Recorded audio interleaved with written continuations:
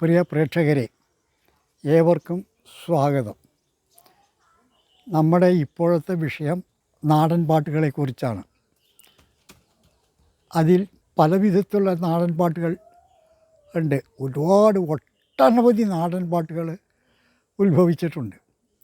അത് ഓരോന്നും ഓരോ ആവശ്യങ്ങൾക്ക് വേണ്ടി വിവിധ രീതിയിലുള്ള നാടൻ പാട്ടുകളാണ് ഉടലെടുത്തിരിക്കുന്നത്. അതിൽ ദൈവികമായിട്ടുള്ള 2-3 ഞാൻ ഉദാഹരണത്തിന് പറഞ്ഞു. അതുകൊണ്ട് തീർന്നില്ല, ഒരുപാട് അങ്ങനെയുണ്ട് പറയാനാണെങ്കിൽ.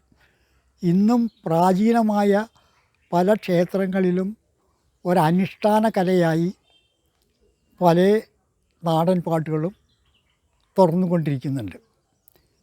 അതവിടെ നിൽക്കട്ടെ. ഇനി നമുക്ക് ആചാര സംബന്ധമായിട്ടുള്ള നാടൻ പാട്ടുകൾ എടുക്കാം. ഓരോ പാട്ടുകൾ രൂപമുണ്ട്. ആചാരം എന്ന് പറയുമ്പോൾ പലരും തെറ്റിദ്ധരിച്ചിട്ടുണ്ട്. അനുഷ്ഠാനവും ആചാരവും ഒന്നാണ്.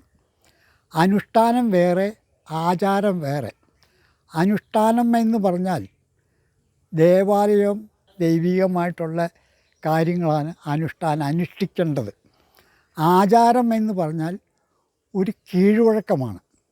അത് പൂർവികമായി എവിടെ നിന്നോ തുടങ്ങി പോന്നിട്ടുള്ളതാണ്. അനുഷ്ഠാനം ഇപ്പോൾ ഉദാഹരണത്തിന് ക്ഷേത്രങ്ങളിൽ ആരാധന, അത് ചില ചിട്ടവട്ടങ്ങളുണ്ട്, അത് അനുഷ്ഠാനമാണ്. അതേപോലെ പള്ളികളിലുണ്ട്, ക്രിസ്ത്യൻ ദേവാലയങ്ങളിലുണ്ട്, അങ്ങനെ എല്ലാ സമുദായത്തിലുണ്ട്. അത് അനുഷ്ഠിച്ചു പോരുന്നതാണ്. നേരെ മറിച്ച് ആചാരം എന്ന് പറഞ്ഞാൽ നമ്മൾ പരമ്പരാഗതമായിട്ട് വരുന്ന ചില രീതികളാണ്. അത് ഓരോ കുടുംബത്തിനും ചില നാടുകൾക്കും ഒരു ജില്ല തന്നെ പല ഭാഗത്ത് പല വിധത്തിലുള്ള ആചാരങ്ങളുണ്ടാവും ഒരേ വിഷയത്തിനല്ല. ഉദാഹരണത്തിന് ഓണം തന്നെ എടുത്ത് നമ്മൾ നോക്കിയാൽ തെക്കൻ കേരളത്തിലെ പോലെ ആയിരിക്കില്ല മധ്യ കേരളത്തിൽ. വടക്കൻ കേരളത്തിലെ രീതി വേറൊന്നായിരിക്കും.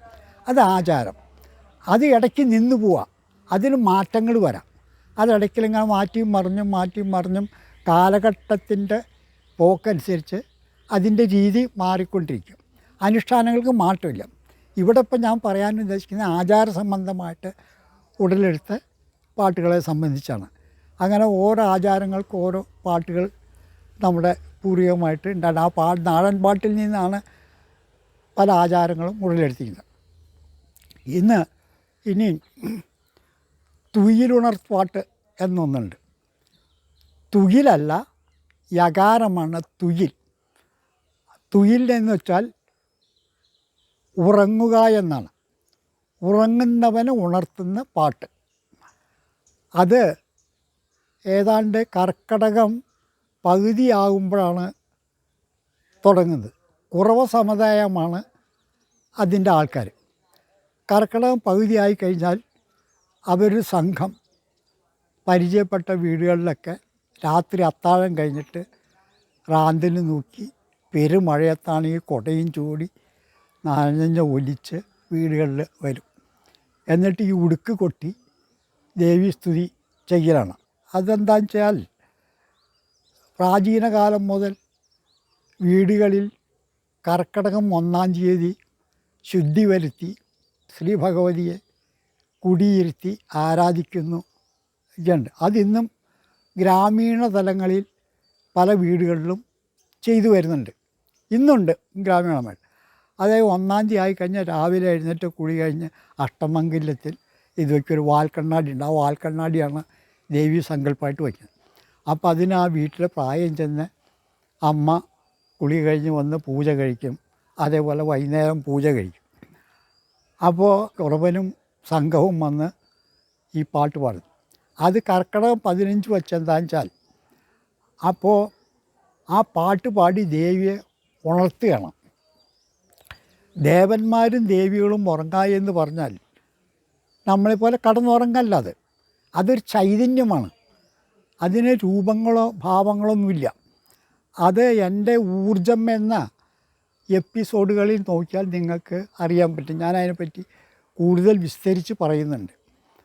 അപ്പോൾ ആ ചൈതന്യത്തിൻ്റെ ശക്തി നഷ്ടപ്പെട്ടുകൊണ്ടിരിക്കുകയാണ്.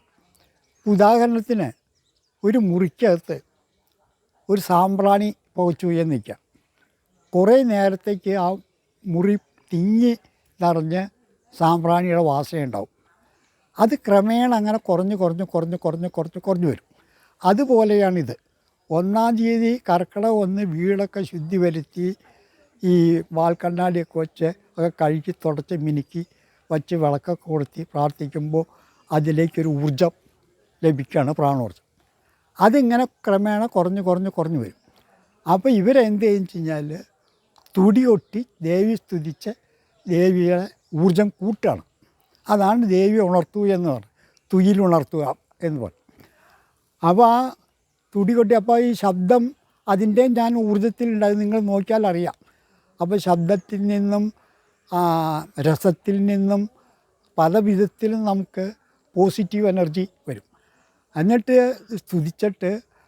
ദേവിയെ സ്തുതിച്ചിട്ട് ആ വീട്ടിലേക്ക് സർവ്വവിധ ഐശ്വര്യങ്ങളും നേരുവാൻ ഇവർ പ്രാർത്ഥിക്കുകയാണ്. അതാണ് തുയിലുണർത്ത് പാട്ട്.